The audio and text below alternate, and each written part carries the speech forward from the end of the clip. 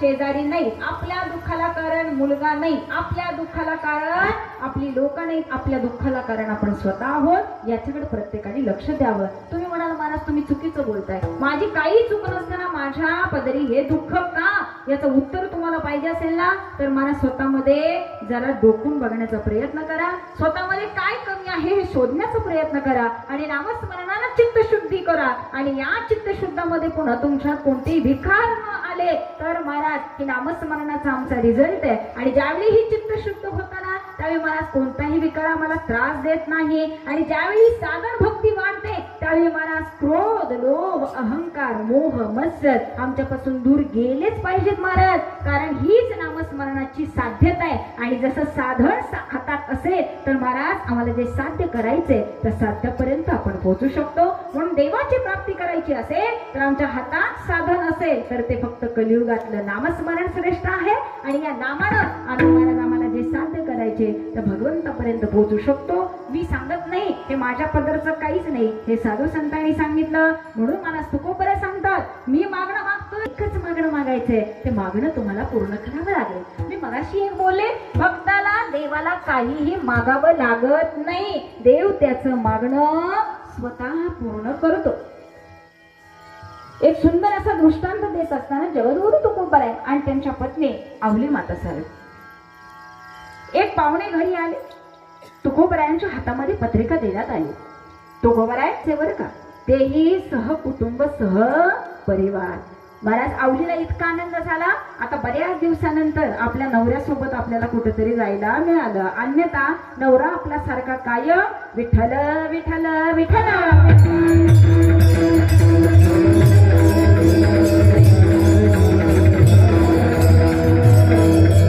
कोण करतंय, आवलीचा नवरा बरं का, काय करतोय, विठ्ठल विठ्ठल कायम आपलं चालूच आहे। आवलीला आनंद झाला, चला आपल्या पतीबरोबर आपल्याला कुठेतरी जायची संधी मिळाली। तुकोबराय सांगितलं आपण लग्नाला येणार नाही, त्या लग्नाचं तुमचं तुम्ही बघायचं। आवलीला सांगितलं नाही, तुमच्या पोटी सुद्धा एक पोरगी आहे, भागीरथी नावाची सुंदर अशी गोंडस मुलगी तुकोबरायांच्या पोटी होती महाराज। अहो तुम्हाला काय कळतं की नाही, उद्या तुमच्या पोरीच्या लग्नात कोण येईल का आपण दुसऱ्याच्या लग्नात गेलो तर मायबाप आपल्या लग्नात सुद्धा सगळी येतील. हे मला माहित नाही, आता समाजाचा नियम आहे. ठीक आहे ना, माझं काही नाही, गेलं तरी गेलं, नाही आलं तर नाही. कुठं तुम्ही माझ्या परत लग्नात येणार आहे? ठीक आहे ना, लग्नाला गेलो आपण दुसऱ्याच्या घरी गेलो तर महाराज आपल्याकडे सगळे येतात असा नियम आहे. बायकोला सांगावं नाही, नाही लग्नाला जावंच लागेल. सुंदर भागीरथी आहे, भागीरथीचं पुन्हा लग्न आहे, मग ही पाहुणी मंडळी आपल्याकडे कसं येतील महाराज? ठीक आहे ना. परंतु तुकोबरायांनी या भागीरथीचं वाक्य ऐकलं. बाबा, अहो बाबा चला ना लग्नाला, मला पण जायचंय लग्नाला. बाबा चला ना. मायबाप भागीरथीच्या पुढं वडिलांना काही बोलता आलं नाही, कारण त्या भागीरथीवरती वडिलांचा इतका जीव होता. मायबाप मुली करता वडील काही करू शकतो. सदैव वैकुंठ गमन करणारे तुकोबराय. ज्यावेळी भागीरथीनं मायबाप घरामध्ये खीर करावी, मायबाप शेवयाची खीर केली, परंतु माझ्या वडिलांनी ती खीर न खाता माझे वडील निघून गेले. हे एका मुलीला आवडलं नाही महाराज. माझे वडील खायला इथं आलेच पाहिजेत. मायबाप मुलीच्या अट्टासा खाती जगद्गुरु तुकोबराय.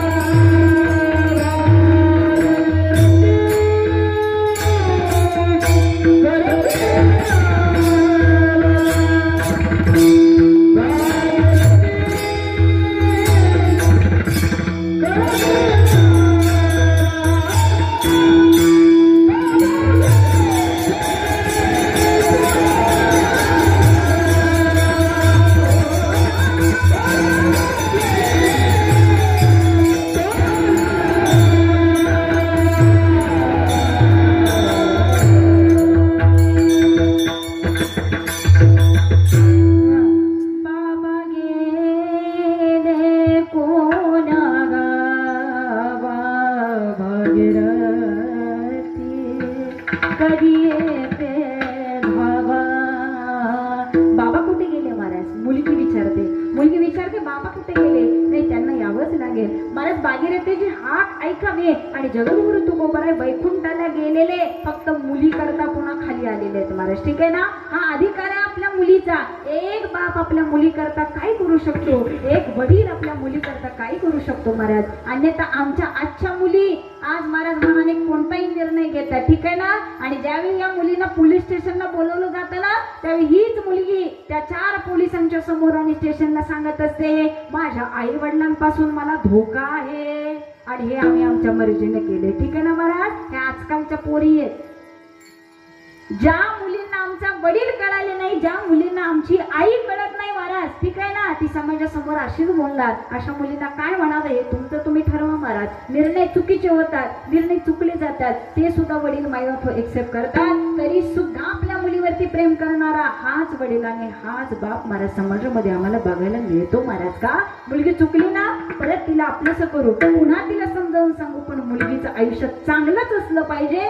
मायबाप ही अंतकरणाची तळमळ आई वडिलाची असते, परंतु ही मुलगी ज्यावेळी समाजात सांगते की आई वडिलापासून धोका आहे, तिथं माझ्या जगद्गुरु तुकोबरायांची मुलीला समोर आणावं आणि आमच्यासारख्या मुली समाजात आणाव्यात महाराज. त्यावेळी आम्हाला बघावं लागतं की या मुली करता तुकोबराय माघारी येतात. अरे मुलीच्या घरामध्ये त्या कारणास्तव दूध नाहीये, तर तुकोबरायांनी शेजारी जावं आणि महाराज मंदिराच्या समोर असलेल्या नंदीच्या कानामध्ये 2 शब्द बोलावे आणि महाराज त्या नंदीपासून दूध काढून आपल्या मुलीला आणून द्यावं. हा अधिकार आहे महाराज एका मुलीचा आणि वडिलांचा. विठ्ठल विठ्ठल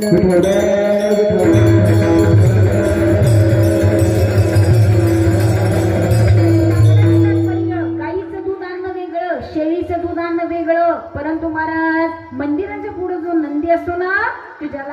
पाषाणातला नंदी म्हणायला हरकत नाही. अहो अशा नंदीपासून दूध आणायचे, अशा नंदीपासून दूध आणायचा विचार करा, तो अधिकार काय असेल. तुकोबरायांनी ठरवलं नाही नाही भागीरथीची इच्छा आहे ना, चला मुली करता आपण लग्नाला जाऊयात. काय करणार, मायबाप लग्नाला जायचंय परंतु अंगावरती घालायला चांगलंसं कापड नाही. हो जेवढी काही तुकोबरायांची संपत्ती होती ती सगळी महादुष्काळामध्ये देऊ टाकली होती. तुकोबरायाकडे आता काही नव्हतं महाराज, ठीक आहे ना. अहो मुलांना न्यायचंय, इकडं महादा माग लागला, इकडं भागीरथी माग लागली. लग्नाला जायचंय बाबा, लग्नाला जायचंय, मुलांना अंगात घालायला कपडेच नाही. तो व्यवस्थित कपडे पाहिजे, समाजात जायचं म्हणलं तर चांगलं मायबा दिसलं पाहिजे, हा भाव असतो. आवलीच्या अंगावरती व्यवस्थित साडी नव्हती. तुकोबरायांनी मात्र बिना गळ्यात घेतला, हातात चिपळ्या घेतला आणि म्हणे चला लग्नाला. आवली म्हणे आपण कुठं निघालोय, तुकोबराय म्हणे लग्नाला निघालोय. तुम्ही अशा उतरामध्ये इथं तरी तुम्ही चिपळ्या घरामध्ये ठेवा, इथं तरी बिना घरामध्ये ठेवा. नाही नाही म्हणे काही गरज नाही, माझ्या सोयरिकांना सगळ्यांना माहिती तुकोबरायांना आम्हाशिवाय राहू शकत नाही महाराज, ठीक आहे ना. आज आम्ही लग्नाला जायचं म्हटलं ना तर इस्त्रीचे कपडे चढवले की आम्ही काहीतरी वेगळे असं आम्हाला जाणवतं. आम्ही लग्नात काय वेगळेच असतो त्या दिवशी, आणि आदल्या 2 दिवशी आम्हाला बघा महाराज काय आमचं रूप आहे, ठीक आहे ना. तुकोबराय म्हणे नाही नाही जायचं ना, मी अशाच रूपामध्ये येणार. आता मुलांना कसं घेऊन जायचं, परंतु मला दोघांनी ठरवण्यात आलं. मुलांना सांगितलं अरे आपण लग्नाला जाऊ. काहीतरी कारण दिली तर दोन्ही मुलांना महाराज घरामध्ये जाऊन त्या मुलांना झोपून आणि बाहेरून कुलूप कडी लावून महाराज दोघं नवरा बायको लग्नाला निघून गेली. परिणाम असा, लग्नाला न नेण्याचं कारण एकच, अंगावरती घालायला वस्त्र व्यवस्थित नव्हतं. लग्नात पोहोचली खरं, दोघं नवरा बायको लग्नात पोहोचले, परंतु आलेल्या सगळ्या पाहुण्यांनी एक एक येतो, अरे तुम्ही दोघंच आला, मुलांना नाही आणलं. अरे दोघंच आला, मुलांना नाही आणलं. त्यावेळी उत्तर द्यावं, अहो मला काय विचारते, आमच्या ह्यांना विचारा ना का नाही आणलं. तुकोबरायांकडे लोक का हो तुकोबराय दोघंच आला, मुलांना आणलं नाही. त्यावेळी तुकोबरायांनी सांगून नाही हो आमच्या मुलांना लग्नाला यायचंच नव्हतं, आमच्या मुलांना लग्न म्हणजे काय हेच माहिती नाही. आता कारण द्यायला 17 कारण समोर असतात महाराज, ठीक आहे ना. नाही नाही म्हणले लग्नाला त्यांना यायचंच नव्हतं. आवली म्हणे नाही हो मुद्दाम आणलं नाही यांनी लग्नाला. आता बायकांचं तोंड तुम्हाला माहिती आहे. त्यावेळी महाराज इकडं मात्र आवलीचा जीव खालीवर व्हायला लागला. का, कारण ती एक आई आहे महाराज, ठीक आहे ना. बाळ घरामध्ये आहे परंतु आवली लग्नामध्ये आपलं पोर नीट असेल का नाही, आपलं बाळ नीट असेल का नाही, मायबाप ही काळजी एका आईला चालू होते. परिणाम असा झाला की दोघं जण इकडे आली. पांडुरंग परमात्मा पंढरीश मायबाप हो आपल्या आवलीच्या मेहुण्याचं रूप, भावाचं रूप घ्यावं आणि देव त्या मुलांच्या जवळ घरी जावा. दार ठोठावलं, बऱ्याच आतमध्ये गेला. त्या मुलांना सुंदर अशी कपडे त्यांनी भेट स्वरूपात आणले. अगं भागीरथी हे तुझ्यासाठी, अरे महादा ही कपडे तुझ्यासाठी, माझ्या आवलीसाठी ही सुंदर साडी आणि माझ्या तुकोबरायांकरता हे सुंदर वस्त्र. महाराज मुलं इतकी खुश झाली, इतकी खुश झाली, काय सांगावं काय सांगावं. महाराज सगळा आनंद झाला. आणि बराच वेळ निघून गेल्यानंतर पांडुरंग परमात्मा निघून गेले. घेऊन आले तुकोबरायांच्या मेहुण्याचं बारकाईनं बघा बरं. मुलांना वस्त्र मिळाली, मायबापो या आवलीचा भाव निघून गेला. लग्न वेळेवर लागलं, दोघं मंडळी घरी आली. येऊन बघतायत तर काय, घरामध्ये लखलखीत प्रकाश बाहेरूनच यांना दिसला. तुकोबराय म्हणे नक्की आपण आपल्याच घरात आलोय ना. आवली म्हणे हे घर तर आपलंच आहे पण एवढं उजेड आपल्या घरामध्ये नाही. तर त्यावेळी तुकोबरायांनी सांगावं त्यांनी नीट बघा आपलंच घर आहे का. नाही हो आपलंच घर आहे. मला असं वाटतं 100% माझा भाऊ येऊन गेला असावा. का, कारण मी त्याला सांगितलं होतं आम्ही दोघं निघालोय बाबा माझ्या पोरांकडे लक्ष ठेव, नक्की हा येऊन गेला असेल. घरात जातायत तर काय महाराज मुलं इतकी खुश होती, इतकं खुश होते. ती भागीरथी म्हणे बाबा बघा ना माझ्या मामानं मला किती सुंदर ड्रेस आणला. मादा म्हणे बाबा बघा ना माझ्या मामाने मला केवढा सुंदर ड्रेस आला. आई मामाने ही साडी तुझ्याकरता आणली. तुकोबरायांचं वस्त्र दाखवलं. बाई बाबा आवलीला इतका आनंद झाला, इतका आनंद झाला. ते म्हणले बघा बघा माझा भाऊ, आपण इथं नव्हतो तरी माझ्या पोरांकडे किती लक्ष दिलं, काय वस्त्र आणलेत माझ्या बाबानं. तुकोबरायांनी वस्त्र हातात घेतलं आणि महाराज सांगितलं हे वस्त्र सर्वसामान्य व्यक्तीनं आणलेलं नाही. कारण ज्यावेळी ते वस्त्र हातात घेतलं त्यावेळी कळालं की आपल्यासारख्या व्यक्तीने हे वस्त्र घेता कामाचं नाही. नक्कीच हे वस्त्र कोणीतरी घेऊन आलेलं आहे. त्यावेळी महाराज त्या मुलांना विचारलं नक्की घरामध्ये कोण आलं होतं. मुलांनी सांगितलं असं रूप होतं, मामासारखा दिसणारी व्यक्ती होती, असं वस्त्र होतं. तुकोबरायांनी ओळखलं की महाराज हा कोणी आपला मेहुणा नव्हता, साक्षात पांडुरंग परमात्मा आपली लाज राखण्याकरता आपल्या घरामध्ये येऊन गेलेला होता. बाई बाबा अधिकार आहे भक्ताचा. विठ्ठल विठ्ठल विठ्ठल.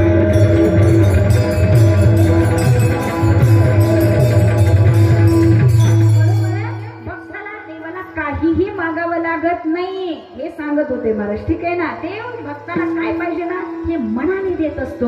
म्हणून भक्ताची साधन आणि भक्ताची भक्ती जेवढी वाढते ना तेवढे महाराज हे अनुभव आम्हाला अनुभवायला येतात. आम्हाला काय माहिती जेवायला आता गुलाबजामुन असतील, आम्हाला वाटतंय आपण गुलाबजाम खावेसे आणि अचानक समोर गुलाबजामुनचं ताट यावं, महाराज काय आनंद होईल. ठीक आहे ना. त्यावेळी आमच्या मुखातनं एकच वाक्य की पांडुरंग परमात्म्यानं जणू काही आमची सोय करून दिली. म्हणून महाराज पुन्हा पुन्हा सांगावं असं वाटतं. तुकोबरा ही सांगून जातात की आयुष्य जगायचंय ना तर आपला भार देवावरती सोपवावा तर महाराज आपलं जीवन सुंदर सुंदर व्यतीत होईल. महाराज ठीक आहे ना.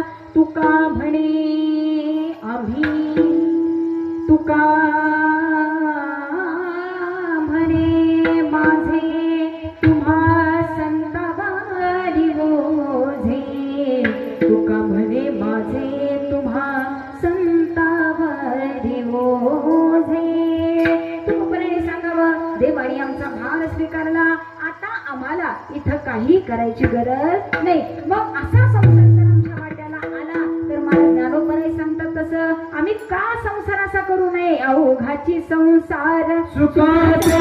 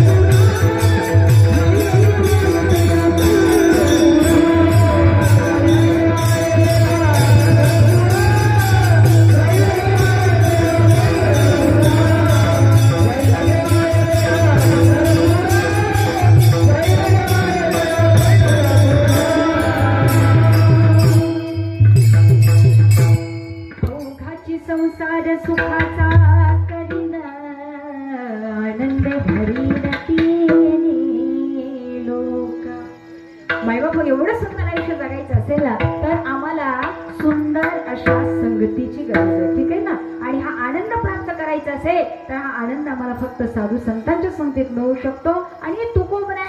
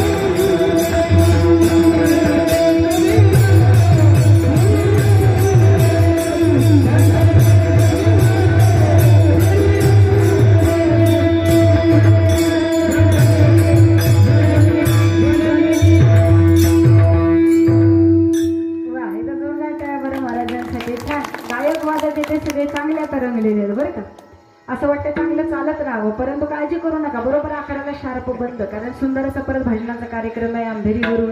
आपल्या विसापूरच्या मुली आहेत, सुंदर असं त्यांचं अर्धा एक तास भजन होणार आहे. त्यामुळे ज्यांना थांबता येईल त्यांनी नक्की थांबा. आपल्या पोरांचं कौतुक आपण केलं पाहिजे ना महाराज. त्यामुळे त्यांच्याकरता थांबा ज्याला शक्य असेल त्याला.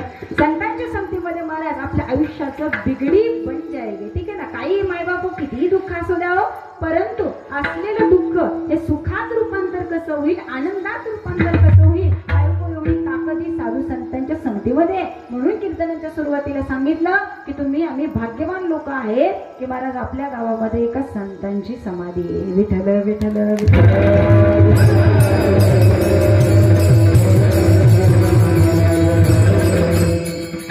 म्हणून साधू संतांची संगती आम्हाला मिळावी. ही संगती महाराज आम्हाला काय करेल? आम्हाला भगवंतापर्यंत पोहोचवेल, आमच्या आयुष्याचा उद्धार करेल, जीवनामध्ये आनंद प्राप्त करेल. सच्ची सुखानंद सुखाची प्राप्ती करायची असेल तर महाराज हे संतच आम्हाला मार्ग दाखवून देतील. म्हणून महाराज तुका म्हणे मजा देई संत संग तुझे नामी रंग भरून. महाराज अजून काय काय सांगावं? नामदेवानी सुद्धा संतांची संगती मागावी. जरी नामदेव महाराज देवाचे परमप्रिय होते तरी सुद्धा महाराज संतांची गुरूंची संगती मिळाल्याशिवाय माझ्या नामदेव महाराजांना सुद्धा श्रेष्ठत्व प्राप्त झालं नाही. कारण सगळ्यात कच्चं मडकं कुणाचं हे जरी ठरवण्यात आलं तरी माझ्या नामदेव महाराजांचं नाव समोर आलं. परंतु हे कच्चं मडकं पक्क करण्याकरता कुणाची गरज आहे? एका गुरुची गरज आहे, एका साधूची गरज आहे महाराज. ठीक आहे ना? म्हणून नामदेव महाराजांनी सुद्धा गुरुचा शोध घ्यावा आणि तिथून पुढे महाराज नामदेवांचा प्रवास चालू व्हावा. सांगण्याचं तात्पर्य असं, शेवट साध्य हे एका गुरुमुळं, संतांमुळं आणि सद्गुरूमुळं होत असतं. म्हणून जगद्गुरु तुकोबराय आजच्या अभंगाच्या द्वितीय चरणामध्ये सांगून जातात.